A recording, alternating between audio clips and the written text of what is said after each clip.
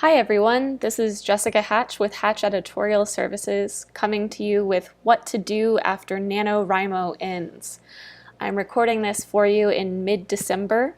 There have been 10 days since National Novel Writing Month 2018 wrapped up, and I hope that that means you're catching up on your sleep debt and starting to champ at the bit to learn what you can do to spruce up that manuscript, get it to the next draft, and start moving down the process from just writing to finding out something to do with it. To help with this, I've created this presentation of 5 tips I think will be helpful to you. Now, keep in mind that this slideshow is geared towards people who quote unquote won NaNoWriMo. That means that in the month of November, you completed a novel of at least 50,000 words. That's not to ignore those who are still in the drafting phase. It's simply to say that this might be more useful to you after the drafting process is over. Or you can be free to watch it now and keep these tips in mind when you are done drafting. So let's get started. First and foremost, I want to suggest that you take some time away from your manuscript. I know you're probably groaning and saying that's not why I came to watch this video, but I promise it will help you gain objective distance. The reason we do this is there are a lot of times when we draft a novel or some other manuscript and we spend a lot of time with it that we can't see the forest for the trees. What this metaphor means from a novel writing standpoint is that we've spent so much time with this plot, so much time with these characters, if it's a nano novel for at least 30 days, that we can fill in the gaps. We can understand implicitly why a character might do something, while objective readers might be scratching their heads or saying this plot point isn't earned yet. So taking some time off will help you gain objective distance that you'll need when it comes to self-editing. But if you're the sort of type A person who did NaNoWriMo, then you probably want something to do during this interim period. Now you could work on another side project or a short story you've been itching to write. Those are all good things to do. One thing you can do with your Nano project is tip number 2, take a reality check. Think about and assess where your manuscript is right now.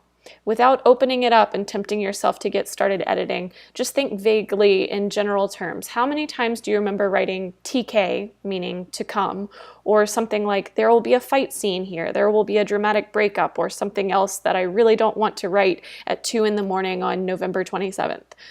In other words, how much editing work, and moreover, how much additional drafting work needs to be done for your manuscript to come to the next phase? This will help you prepare for when your period of gathering objective distance is over, and it will also help you keep yourself from becoming demoralized. If you have a good sense before you even get started of how much editing is needed, you'll feel more realistic and more confident moving into the self-editing phase. Which brings us to tip number 3. Okay, so I told you to take some time away from your manuscript. It's going to sound like an insanely long amount of time, but I recommend at least a month so that you get that objective reader's perspective.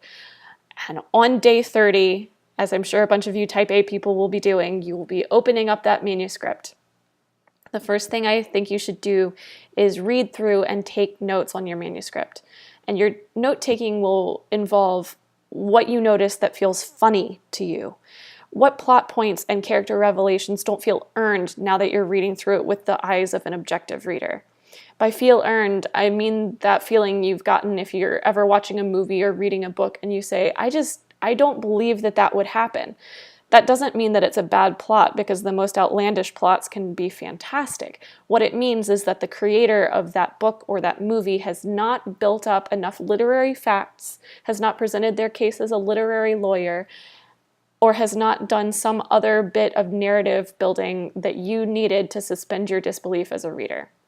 So take notes on these. And when I say take notes, I don't mean just add a little asterisk to the side of the page. That is not going to help you when you go back through and say, I don't know what that means when you're done reading through the manuscript. No, instead, I recommend that you open up a separate document or maybe even a physical notebook and make an entry for each time that this happens to you. You know, on page 32, this seems out of character. And take these detailed notes. Once you review those notes, you may notice a pattern forming. You may notice some fatal flaw in the way you've presented your antagonist, or some other issue that you're going to need. This is going to help you create the game plan of edits to tackle. Which brings me to tip number 4, make yourself an editing game plan. Now that you have your notes, now that you understand more fully what editing is needed, ask yourself, should I go this first round alone? This is a good option, especially if there's still drafting work that needs to be done, as you don't want to give a critique partner a manuscript with holes in it, unless they're a very well-trusted critique partner you've been around for some time. Or will you grab a critique partner? Will you grab a beta reader and see what they think? I am making this video as a professional editor, and I will say this. I do not recommend hiring a professional freelance editor to go over your manuscript until you have had a couple of rounds of editing on your own or with a partner. This is not to say that your manuscript isn't worth it at that point. That is not the case at all. Instead, it works in your favor. I know that most professional freelance editors charge more than, say, a free critique partner or a beta reader who's more affordable. And I personally would be kicking myself if I paid top dollar for a professional freelance editor to point out those biggest glaring issues that I probably could have found myself if I'd taken the time to do so. Instead, hire a professional freelance editor when they can really help you bring out the nuance in a novel. And though I wouldn't suggest that anyone who's just won NaNoWriMo comes to me right this instant, I do have a resource at Hatch Editorial Services. It's called Your 15-Day Editing Game Plan, and it builds on the tips presented here to really help you. There are worksheets to help with your game plan. There are worksheets to help you take notes and move forward in that way. So make sure that you make your editing game plan. Before moving on to number 5, this tip is one that I espouse throughout my life, but when it comes to self-editing, organization is your friend. If you don't have an organizational style that you already really enjoy, just take a shot at a lot of different things. Try color coding for different editorial issues that need to be resolved. Try note-taking. Try checklists. There's something really cathartic about checking a box. I don't know what it is, but it's there. But anyway, find what works for you. I also recommend that you go from the big and the easy edits to smaller and more intricate edits when you self-revise. This could mean going from those top-level structural edits like a plot hole or an issue with character development on down to content-level edits where you're just manipulating things on the level of one chapter at a time, to copy editing where you do the line edits. So in other words, I think if you take anything away from tip number 5, it's not to dive in and start line editing. That's not what you're going to do. You're going to get frustrated and unorganized really fast. I would also recommend that within each of those levels, structural edits, content edits, copy edits, that you move from easy to intricate, again, starting with things that need to be deleted, tick those off first, passages that need to be edited, tick those off second, and then finally, if there's any revision work that needs to be added, any scene work that needs to be put into the manuscript that was lacking the first time around, do that last because it's going to take up a lot of brain power. The whole reason that I recommend big to small is that you begin to create a momentum. You begin to create a way forward and to say, hey, I'm getting a lot done, instead of demoralizing yourself by getting stuck. It's so easy to get stuck when we're self-revising.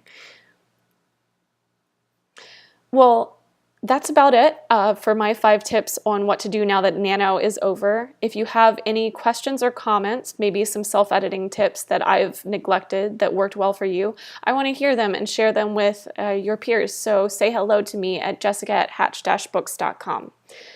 If you found this video helpful and you want to share it with your writing pals on Twitter or Facebook or Instagram, I would love it if you shared a link to this video.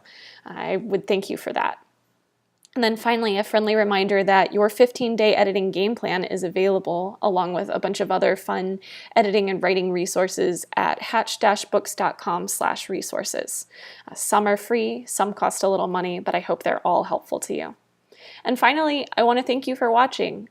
This is Jessica Hatch from Hatch Editorial Services, and until next time, happy writing.